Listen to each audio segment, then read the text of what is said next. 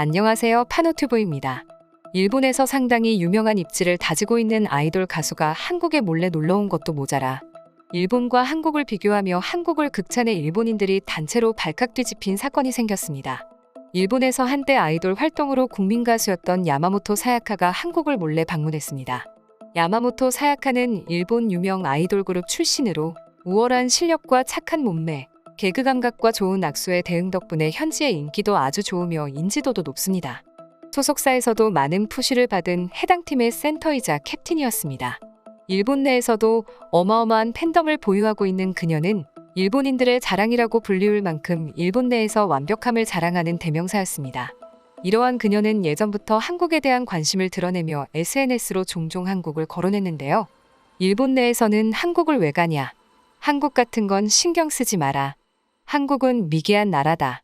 라는 댓글들이 달려 곤혹스러웠던 적도 있었습니다. 그러나 어느 날 여름 그녀가 한국으로 몰래 놀러온 사실이 밝혀지면서 그녀의 충격 발언이 일본을 놀라게 했습니다.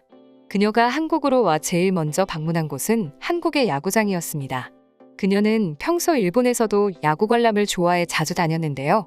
열렬한 야구 팬이자 한신 타이거즈 팬입니다. 좋아하는 선수는 아라이 타카히로이고 아사히 방송의 한신 전담 프로그램인 토라반이란 프로그램에서 리포터를 맡기도 했을 정도인데요. 야구 경기를 보는 모습이 파파라치에게 자주 찍힐 정도였습니다. 이런 그녀의 한국 야구장에서의 모습에 한국 팬들 사이에서 그녀에 대한 관심이 커졌는데요. 단순히 글래머한 몸매와 미모 때문이 아닌 일본 국적의 배우지만 일본으로 돌아가 솔직하게 한국의 장점을 자랑하며 극찬했기 때문입니다. 사실 그녀의 발언이 한국을 경계하는 일본 내에서 큰 화제가 된 건 그녀의 성격이 크게 한몫했습니다. 야마모토 사야카는 평소에는 낯을 좀 가리고 수줍은 성격을 하고 있으며 수더분하고 수수한 캐릭터를 맡고 있지만 실제로 사야카는 이남 이녀 중 막내로 실제 성격으론 진지한 모습을 많이 보인다고 합니다. 그래서 공연만 들어가면 180도가 달라지며 카리스마가 대단한 모습을 보여줍니다. 또한 타협을 싫어하며 자신에게 엄격한 사람을 동경하고 있다고 잘 알려져 있습니다. 그래서 타협하지 않는 솔직한 모습을 방송에서 자주 보여줬으며 본인은 거짓말을 하는 사람을 제일 싫어한다며 학생 때부터 솔직하고 바른 말을 하는 사람이 최고라는 이야기를 입에 달고 살 정도였습니다. 이런 그녀가 극찬하며 놀라 일본에 가서 자랑한 건 한국의 야구장 시스템이었습니다. 일본 야구장은 인터넷이 잘 안 터져 경기 내 핸드폰 사용이 매우 힘듭니다. 와이파이는 물론이고 가끔은 전화조차 잘 터지지 않습니다.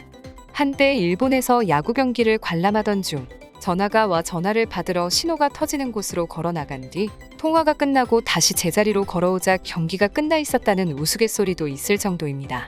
이러한 일본 야구장을 겪은 야마모토 사야카는 한국의 야구장을 관람하던 관객들을 보더니 충격에 휩싸입니다.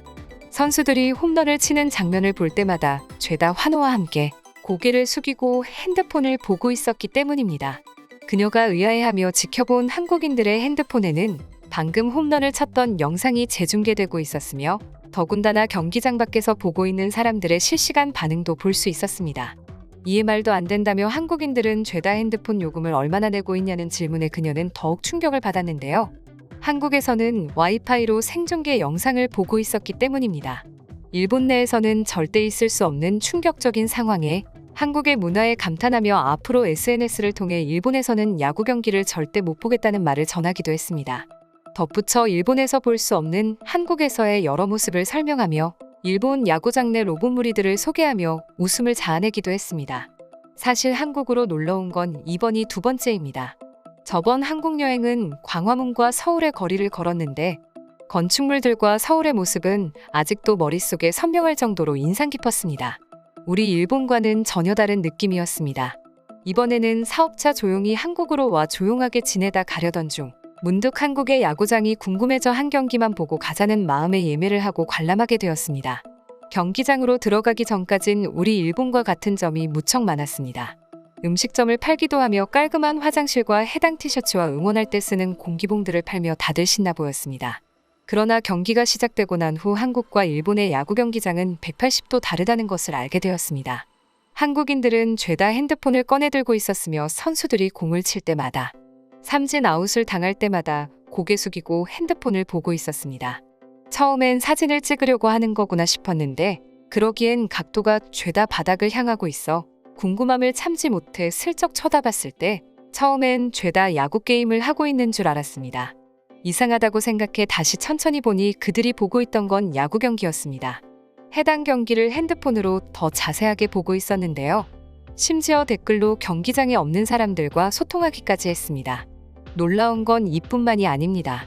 이러한 생중계 관람을 핸드폰 이용료를 내며 보는 게 아니라 야구장 내 설치되어 있는 무료 와이파이를 이용해 보고 있었습니다. 한국은 어딜 가나 와이파이가 있다던데 정말 제 두 눈으로 보고 있으니 신기하고 놀랄 따름이었습니다. 한국이 정말 선진국이 맞구나라는 생각을 하며 경기를 관람할 수 있는 날이었습니다. 그러나 아쉬운 것도 있었는데요. 일본에서는 자주 볼 수 있는 로봇 치어리더들이 없었습니다. 한국의 문화와 잘 맞지 않아서인지는 모르겠지만 언젠가 로봇 치어리더 시스템이 반영된다면 일본에서 배워도 좋을 것 같습니다. 그녀가 SNS에서 언급했듯이 일본에는 로봇 치어리더가 존재합니다. 로봇 군단들이 치어리더로 변신했다 라는 기사와 함께 일본 로봇 치어리더들이 소개된 적이 있습니다. 예전 각종 이벤트 및 스포츠 경기에 대한 로봇 응원 보급을 목적으로 하는 일반 사단법인 로봇응원단이 일본에서 공식 출범했습니다. 로봇응원단은 지난 2020년과 2021년에 코로나 유행으로 일본 프로야구가 무관중으로 치러지면서 휴머노이드 로봇 페퍼를 활용해 로봇 응원단을 결성하고 응원에 참여한 것이 계기가 되어 만들어졌는데요. 그동안 로봇 응원 역사를 살펴보면 지난 2020년 6월부터 9월까지 소프트뱅크 로보틱스, 덴츠 등이 협력해 20대의 페퍼 로봇을 이용해 프로야구 구단인 소프트뱅크 호크스의 응원 프로그램을 개발했습니다. 지난 2021년에는 100대의 페퍼 로봇이 응원을 펼치면서 기네스 세계 기록으로 인정받기도 했습니다. 이러한 뉴스를 접한 해외 반응도 재밌었는데요. 야구장의 꽃은 치어리던데 이제는 치어야지 아직도 저러고 있냐. 아예 선수도 로봇으로 쓰지 그러냐? 저걸 자랑이라고 대단하다고 말하고 있네. 예전 TV로 몇백 대의 로봇 치어리더를 본 적이 있다.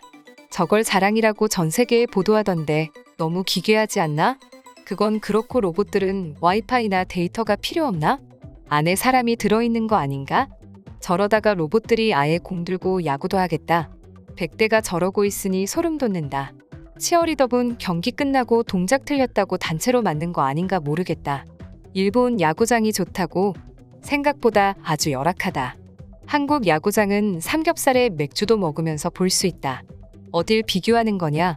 한국을 사랑하는 마음은 알겠는데 일본이랑 비교할 건 아닌 것 같다. 물론 각 나라마다 장단점이 있겠지. 그런데 로봇들이 저렇게 있는데 핸드폰이 안 터지면 진짜 무섭긴 하겠다. 한국에선 당연한 것들이 바로 근접한 일본에서조차 놀랄 만한 상황인 걸 보니 우리 한국이 전 세계적으로부터 인정받는 선진국으로서 한 발짝 더 다가가고 있는 것 같습니다. 앞으로도 한국의 우수한 문화를 널리 소개시켜주는 일들이 많아지길 바라며 이상 파노TV입니다. 시청해주셔서 감사합니다. 구독과 좋아요는 영상 제작에 큰 힘이 됩니다. 눌러주셔서 감사합니다.